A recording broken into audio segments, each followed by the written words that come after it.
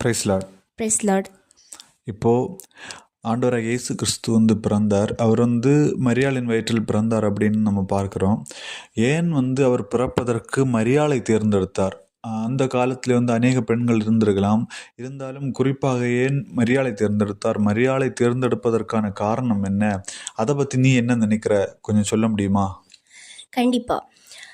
அந்த காலத்தில் நிறைய ஸ்திரீகள் இருந்தாங்க தான். ஆனாலும் ஆண்டவர் மரியாளை தான் தேர்ந்தெடுத்தார். அது ஏன் அப்படின்னா, ஏசாயா தீர்க்கதரிசன புஸ்தகத்தில் 7ஆம் அதிகாரம் 14ஆம் வசனம் சொல்லுது, ஆதலால் ஆண்டவர் தாமே உங்களுக்கு ஒரு அடையாளத்தை கொடுப்பார். இதோ ஒரு கன்னிகை கர்ப்பவதியாகி ஒரு குமாரனை பெறுவாள், அவருக்கு இம்மானுவேல் என்று பெயரிடுவாள் என்று சொல்லப்பட்டிருக்கு. அப்போ ஆல்ரெடியே தீர்க்கதரிசனத்தில் உரைத்திருக்காங்க, ஒரு கன்னிகையின் வயிற்றுல தான் ஏசப்பா பிறப்பாங்க அப்படின்னு சொல்லி கொடுக்கப்பட்டிருக்கு.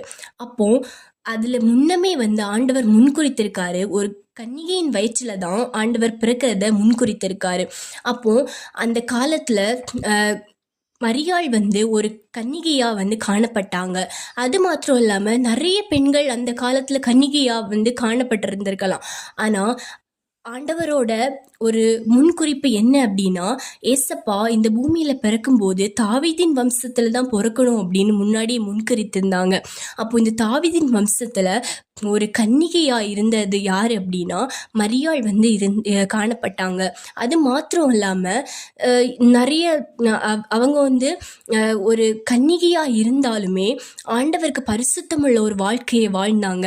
அவங்க பரிசுத்தமுள்ள வாழ்க்கையை வாழ்ந்து ஒரு கன்னிகையா, ஒரு பரிசுத்தமுள்ள ஒரு பெண்ணாக, ஒரு கன்னிகையாக அவங்க காணப்பட்டதுனால ஆண்டவர் அவங்கள தேர்ந்தெடுத்தாங்க. அது மாத்திரம் இல்லாம ஆண்டவரோட சித்தத்தை ஏற்றுக்கொள்கிற ஒரு பொண்ணாகவும் அவங்க காணப்பட்டாங்க. ஏன் அப்படின்னா, தேவதூதர் அவங்க கிட்ட தரிசனமாகி இப்படி உங்களோட வயிற்றுல ஒரு குழந்தை பிறக்கும்னு சொன்ன உடனேயே அவங்க அந்த நேரத்துல கல்யாணம் ஆகாம இருந்ததுக்கு அப்புறமே ஆண்டவரோட அந்த ஒரு சித்தத்தை ஏற்றுக்கொண்டாங்க. அந்த இடத்துல அவங்க ஆண்டவரோட சித்தத்தை உடனே ஏற்றுக்கொண்டாங்க. அப்போ அந்த இடத்துல அவங்க எப்படிப்பட்டவங்களா இருந்தாங்க அப்படின்னா, ஆண்டோட சித்தத்தை ஏற்றுக்கொள்கிற ஒரு ஸ்திரீயாக காணப்பட்டாங்க.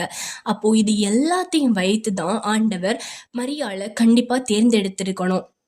அதே போல நம்மளும் ஆண்டவருக்கு பரிசுத்தமா வாழ்ந்து நம்மளும் ஆண்டவரோட சித்தத்தை ஏற்றுக்கொள்ளுகிற பிள்ளைகளாக காணப்பட்டோம் அப்படின்னா நம்மளை கொண்டும் ஆண்டவர் பெரிய காரியங்களை செய்வாரு. ஆமேன்.